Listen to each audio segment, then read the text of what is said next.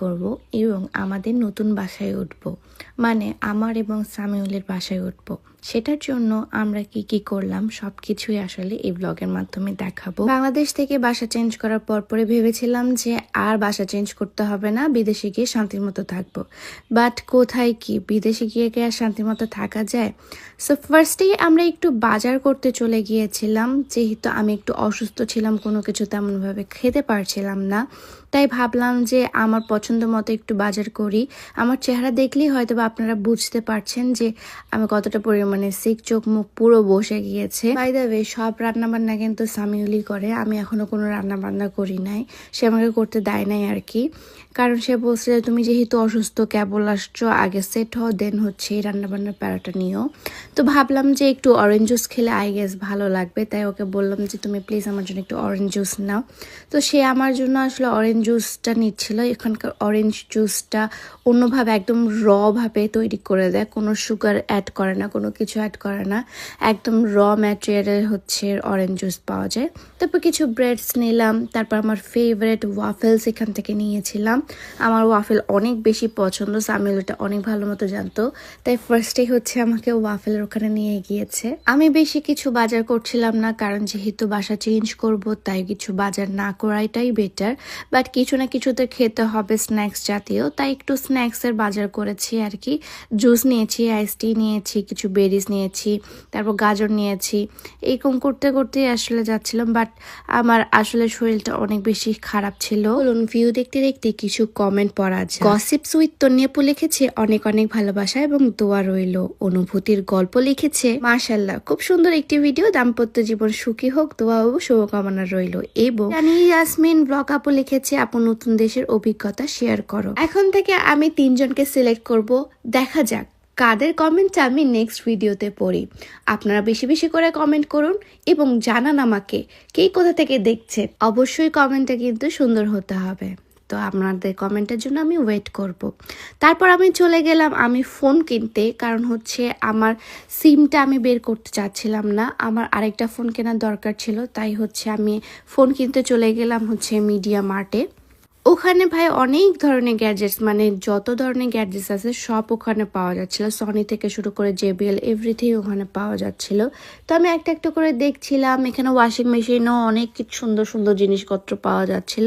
তো আমি আর সামিউল আসলে দেখছিলাম যে কোনটা আমাদের এখানে মানে কেনা যায়, এবং চোখ পড়ে আমার এই ক্যামেরাটার উপর। আমি নেক্সট টার্গেট এই ক্যামেরাটা রেখেছি, নেক্সট হচ্ছে আমি এই ক্যামেরাটা দিয়ে শ্যুট করার প্ল্যান আছে। সামিউলকে বলেছি আমাকে কিনে দিতে, ও আমাকে বলে দিয়েছে যে আমাকে ও কিনে দিবে। তারপর আমি একটা ফোন কিনে ফেলি, নর্মাল একটা ফোন কিনেছি।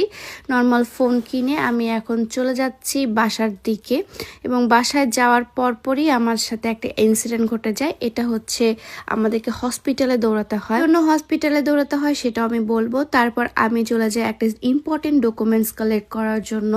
আমি এখানকার হচ্ছে যে এম্বাসি সেখানে চলে যাই।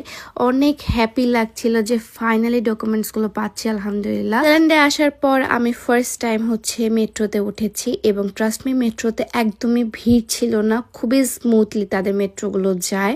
তারপর হচ্ছে বাসায় চলে এসে দেখি যে এই যে যার জন্য আমি হচ্ছে হসপিটালে গিয়েছিলাম সে আমার বাসায় চলে এসেছে, মানে সামিয়া বাসায় এসেছে। কারণ হচ্ছে তার পা ভেঙে গিয়েছিল, এবং মজার ব্যাপারটা হচ্ছে সে আমাকে নিয়ে বের হয়েছিল, তখনই তার সাইকেলের মধ্যে পাটা ঢুকে যায়।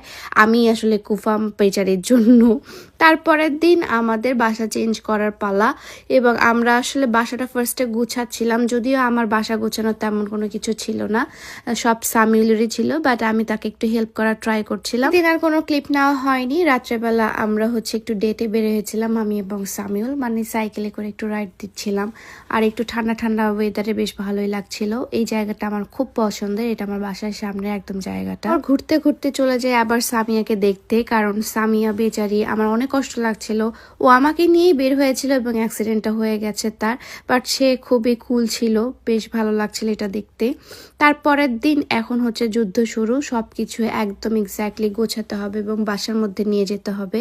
বাসা গোছানো ভাই অনেক প্যারা, বাট যদিও আমার এক্সপিরিয়েন্স হয়ে গেছে, এত বাসা গুছিয়েছি যে আমার এক্সপিরিয়েন্স হয়ে গেছে। সো এখন হচ্ছে বাসা গুছাবো আমরা দুইজনই মিলে। বাসা শিফট করার পালা, এবং হচ্ছে সামিউলকে আমি হেল্প করছিলাম, মশলাপাতি যা যা আছে সবগুলো সবগুলো সে ফেলে দিচ্ছিল, এত কষ্ট লাগছিল।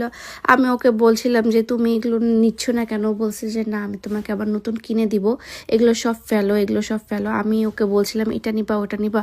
সো এটা হচ্ছে মানে একটা একটা করে আমরা কিছু নিচ্ছিলাম, কিছু ফেলছিলাম, আবার নিচ্ছিলাম, আবার কিছু ফেলছিলাম।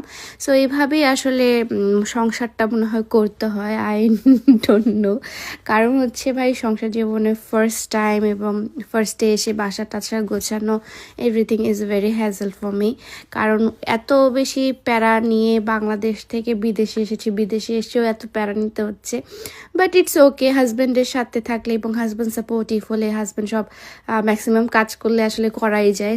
সামিউল যেহেতু সব কাজই করেছিল, যা আমার এত প্যারা নিতে হয়নি, একটু হেল্প তো করাই যায়। অনেকের মনে প্রশ্ন যে আপনি কি বিদেশে গিয়ে রান্নাবান্না করছেন, থালা বাসন ধুচ্ছেন কি না? না না না, আমার জামাই সব কিছু করছে আলহামদুলিল্লাহ। আমার জামাইকে মাশাল্লাহ বলতে ভুলবেন না। তারপর হচ্ছে আমরা লাগেজ নিয়ে বের হয়ে যায়। আমরা একটা উবার কল করেছিলাম, যেহেতু আমার বাসা থেকে খুবই কাছে এবং এই খুবই কম জিনিস ছিল, কোনো আসবাবপত্র ছিল না। সো আমাদের শিফট করতে খুবই ইজি হয়েছিল। আমরা উবারে করে আসলে শিফট করছিলাম এবং আমাদের অবস্থা পুরো বিধ্বস্ত ছিল, স্পেশালি সামিউলের অবস্থা অনেক বেশি বিধ্বস্ত ছিল। সে অনেক বেশি টায়ার্ড হয়ে যাচ্ছিল। এখন দেখাবো আপনাদেরকে আমাদের নতুন বাসা। এটা হচ্ছে ঢোকার মিররটা খুবই সুন্দর এবং এটা হচ্ছে আমাদের ফুল ডাইনিংটা। বাসাটা ফুললি ফার্নিশ ছিল এবং ফুললি অ্যাস্থেটিক একটা বাসা, আমি যেরকম চেয়েছিলাম। আমার এত পছন্দ হয়েছিল বাসাটা, আলহামদুলিল্লাহ আল্লাহ মিলিয়ে দিয়েছে আমাদেরকে। And this is the beautiful view from my balcony. এত সুন্দর ভিউ, মাশাল্লাহ মাশাল্লাহ মাশাল্লাহ বলতে ভুলবেন না। নেদারল্যান্ডে বাসা পাওয়া খুবই কষ্টের একটা জিনিস, তাই হচ্ছে আমরা শেয়ারিংয়ে ছিলাম। এটার জন্য আপনাদেরকে আমার ইউটিউবের ব্লগটা দেখতে হবে, আমি কার সাথে শেয়ারিং আছি, কি কি আছে না আছে, কি নাম না নাম সব কিছু আমি ওখানে বলে দিব আপনাদেরকে। সো আমরা সেই দিন আসলে চিকেন তান্দুরি বানাচ্ছিলাম এবং চিকেন তান্দুরিটা আসলে আমি বানাচ্ছিলাম না, আমার সাথে যে থাকে খাদিজা বানাচ্ছিল চিকেন তান্দুরিটা। খুবই মজার হয়েছিল, বিশ্বাস করেন। পরবর্তীতে যখন আমরা খেয়েছিলাম অনেক মজা লাগছিল। পরে নোটিস করি যে আমার চোখে আঞ্জনি উঠতেছে এবং চোখটা পুরো এক কর্নার ফুলে গেছে, এখন তো আরো বাজেভাবে ফুলেছে। দোয়া করবেন, আমার শরীরটা আসলে ভালোই হচ্ছে না, একটা শেষ হলে আরেকটা চলে আসে এরকম টাইপের। সো আমার জন্য সে হচ্ছে কাঁচা কলার ভর্তা বানাচ্ছিল, কারণ হচ্ছে আমার যেহেতু একটু পেট খারাপ ছিল, তাই কাঁচা কলার ভর্তা দিয়ে সে আমাকে মাখিয়ে দিচ্ছিল। Khadija is so sweet. তারপর সকালে ঘুম থেকে ওঠার পর দেখি যে আরো বেশি ফুলে গেছে, বাট ব্যাপার না, একটু তো আসলে ফুলা থাকতেই পারে, পরবর্তীতে যেন ঠিক হয়ে যায় দোয়া করবেন। এবং এখানে হচ্ছে আমি কিছু চিড়া নিয়ে নিই। আমি সকালে উঠে আসলে চিড়াই খাচ্ছি, কারণ আমি রিস্ক নিতে চাচ্ছি না, অনেক কিছু উল্টাপাল্টা আমি খেতে চাচ্ছি না।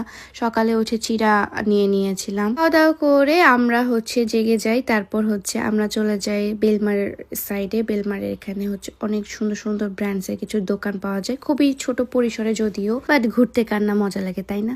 আমি ঘুরছিলাম আর কি, সামিল আমাকে নিয়ে ঘুরছিল এবং আমি যখন আমার হাজব্যান্ডের সাথে বের হই তখন আমার খুব মজা লাগে এবং আমার কাছে মনে হয় যে ঘুরতেই ভালো লাগে, কিনি আর না কিনে ঘুরতে কিন্তু অনেক ভালো লাগে।